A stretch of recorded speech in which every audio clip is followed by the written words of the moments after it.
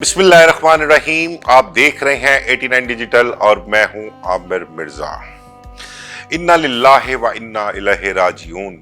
लाहौर शहर में पुलिस वालों की टारगेट किलिंग जो है वो हुई है। दो वाकयात पेश आए हैं। एक वाकया बादामी बाग में पेश आता है जहां पर एक सब इंस्पेक्टर और एक हेड कांस्टेबल को 3 मुल्जमान जो है वो फायरिंग करके कत्ल कर देते हैं। दोनों अहलकारों की शहादत के बाद पुलिस के आला अफसरान मौके पर पहुंचते हैं। DIG Faisal Kamran, SP city और दीगर नफरी जो है वो मौके पर पहुंचती है। सारे इलाके को घेरे में ले लिया जाता है। शहर भर में नाकाबंदी की जाती है। जश्न आज़ादी के हवाले से पहले ही शहर में चेकिंग का सिलसिला बहुत सख्त था। लाहौर पुलिस की तकरीबन तमाम ही नफरी, ट्रैफिक पुलिस की नफरी जो है वो सड़कों पर मौजूद थी।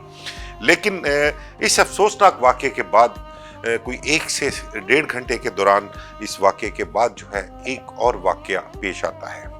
और वाक़या वो पेश आता है मुल्तान रोड पर यतीम खाना चौक के करीब, जहां पर एक कलअदम तंजीम का हेडक्वार्टर है। उसके बाहर जो पुलिस अहलकार ड्यूटी पर तैनात हैं उन पर जो है वो हमला होता है और 3 से 4 पुलिस अहलकार वहां पर जख्मी होते हैं और एक शहरी जो है वो भी गोलियां लगने से जख्मी होता है। एक अहलकार की जो जख्मी है इस वाक़े में, उसकी हालत इंतहाई तशवीशनाक बताई जाती है और कहा जा रहा है कि उसके सर में भी गोली लगी है। तो ये एक सिलसिला जो है पुलिस की टारगेट किलिंग का, ये इंतहाई खौफनाक सिलसिला है। क्योंकि जिस मुल्ज़म ने बताया गया है कि बादामी बाग में सब इंस्पेक्टर और कांस्टेबल असद को शहीद किया है, उस मुल्ज़म के मुतल्लिक बताया गया है कि उसका नाम रेहान भट्ट है। उसको शूटर डिक्लेयर किया गया है। उसके बारे में कहना है कि वो शूटर है पुलिस ज़राए का।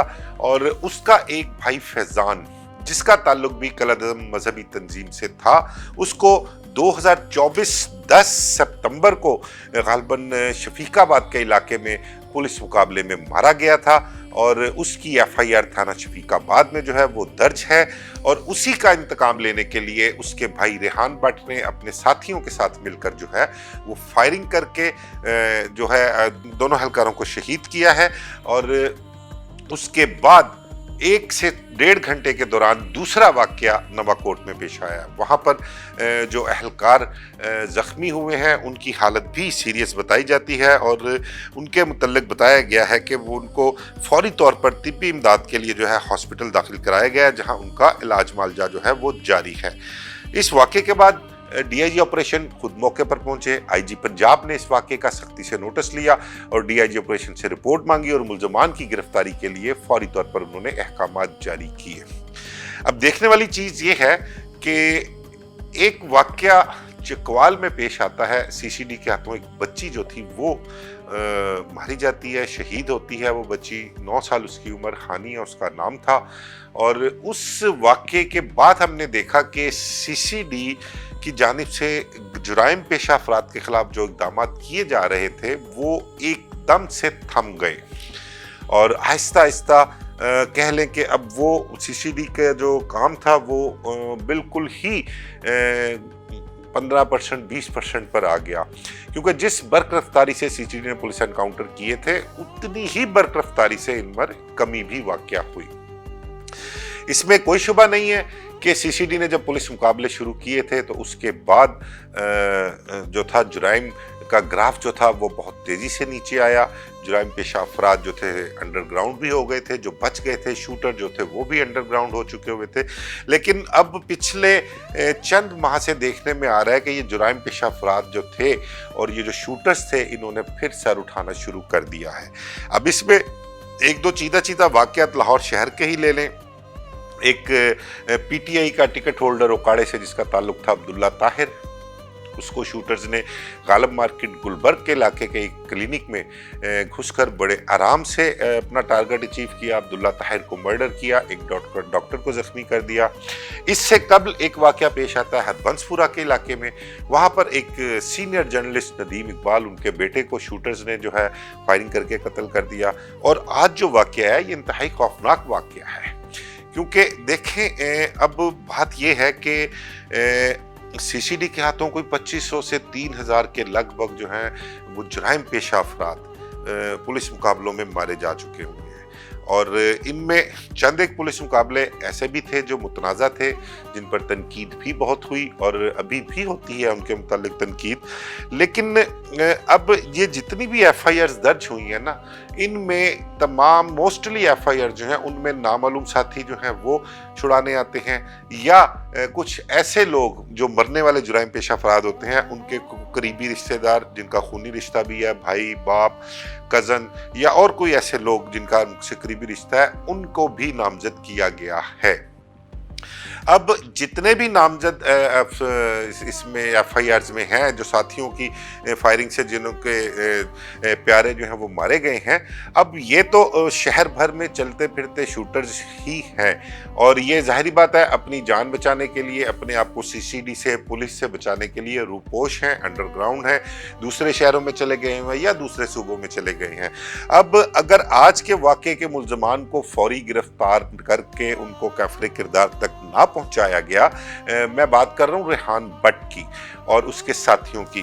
آپ دیکھتے ہیں کہ بادامی باغ والا تو وقوع ہو گیا، وہاں کی تو سی سی ٹی وی فوٹیجز کوئی منظر عام پر نہیں آئی، لیکن جو نواں کوٹ میں واقعہ ہوا ہے، کیونکہ کالعدم تنظیم جو ہے اس کا ہیڈ کوارٹر ملتان روڈ پر یتیم خانہ چوک کے پاس ہے، اور اس کے ساتھ ہی ملحقہ ایک پیٹرول پمپ ہے۔ اس پیٹرول پمپ اور ارد گرد کیمرے لگے ہوئے ہیں، اور وہاں پر سی سی ٹی وی فوٹیج میں وہ ملزم بڑے کلیئر دکھائی دے رہے ہیں۔ دو ملزم کالے رنگ کی انہوں نے پینٹ شرٹ یا ٹی شرٹس پہنی ہوئی ہیں، اور ایک شخص جو ہے وہ شلوار قمیض میں ملبوس ہے، اور اس کی تھوڑا ادھیڑ عمر لگتا ہے، اس کی عمر زیادہ ہے، اور یہ جو کالے کپڑوں میں ہیں دونوں نوجوان ہیں، عمریں ان کی کم ہیں، رائفلیں انہوں نے پکڑی ہوئی ہیں، اور بزرگ نے ہاتھ میں اپنے پسٹل پکڑا ہوا ہے، اور بڑے اطمینان سے وہ موٹر سائیکل پر آتے ہیں، موٹر سائیکل پیچھے کھڑی کر کے پیٹرول پمپ کی اوڑ لے کے وہ بالکل کالعدم تنظیم کا جو ہیڈ کوارٹر ہے وہاں پر جو اہلکار تعینات تھے، ڈیوٹی پر تھے، موجود تھے، ان پر وہ فائرنگ کرتے ہیں، اور اپنا ٹارگٹ اچیو کرنے کے بعد وہاں سے بڑے آرام سے اسی رستے اس پہ الٹے پیروں واپس ہو کر وہاں سے وہ فرار ہو جاتے ہیں۔ سی سی ٹی وی فوٹیج میں دیکھا جا سکتا ہے کہ وہ کتنے اطمینان سے آئے اور کتنے اطمینان سے فرار ہو گئے۔ اب D I G operation Faisal Kamran کا کہنا ہے اس موقع پر کہ وہ بہت جلد ملزمان کو گرفتار کر لیں گے، اور ان کی گرفتاری کے لیے کوششیں جاری ہیں۔ اگر ان کو گرفتار نہ کیا گیا، یہ میں آپ کو بتا دوں، تو وہ مزید پولیس والوں کی جان جو ہے وہ لے سکتے ہیں، کیونکہ ان کے سر پر انتقام ہے۔ فیضان بٹ ان کا بھائی پولیس مقابلے میں مارا گیا تھا، اس کا ریحان بٹ کا، اور یہ اس حوالے سے عدیل جو سب انسپیکٹر بادامی باغ میں مارا گیا ہے اس کو دھمکایا بھی کرتا تھا، اس کو تھریٹس بھی تھی۔ عدیل کو متعلق بتاؤں کہ یہ لاری اڈا تھانے میں جو ہے یہ تعینات تھا، اور اس کی ریکی وہ کر رہا تھا ملزم ریحان بٹ کافی عرصے سے، اور آج اس کو موقع ملا تو اس نے عدیل کو فائرنگ کی، اور عدیل کے ساتھ ایک ہیڈ کانسٹیبل اسد جو ہے وہ بھی جام شہادت نوش فرما گیا۔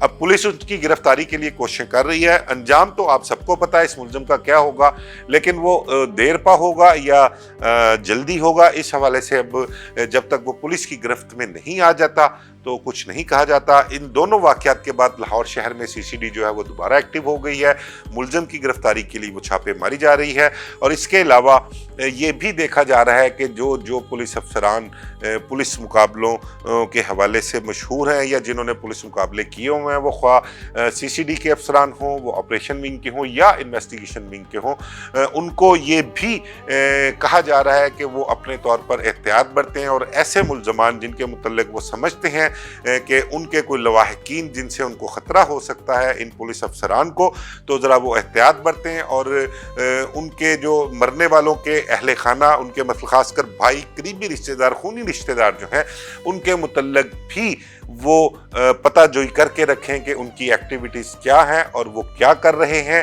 اور ان کے اندر کیا پنپ رہا ہے، وہ کیا سوچ رہے ہیں، کہیں ان کے ارد گرد پولیس والوں سے کوئی بدلہ لینے کا تو نہیں سوچ رہے۔ ان ساری چیزوں کے متعلق جو ہے وہ غور بھی کیا جا رہا ہے، اور خاص کر پولیس انکاؤنٹرز میں شامل جو افسران ہیں ان کو یہ کہا گیا ہے کہ وہ اس حوالے سے مکمل احتیاط کریں، اور اپنے ارد گرد جب بھی وہ ٹریول کریں، باہر نکلتے ہیں تو ارد گرد ذرا مشکوک موٹر شکل سواروں پر نظر رکھا کریں اور اگر ذرا سے بھی ان کو کوئی بھنک پڑے کسی کے متعلق تو اس کے خلاف فوری طور پر جو ہے وہ کارروائی کی جائے۔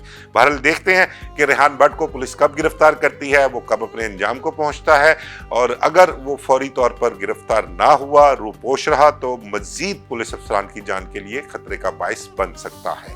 مجھے اجازت دیجیے، اللہ حافظ۔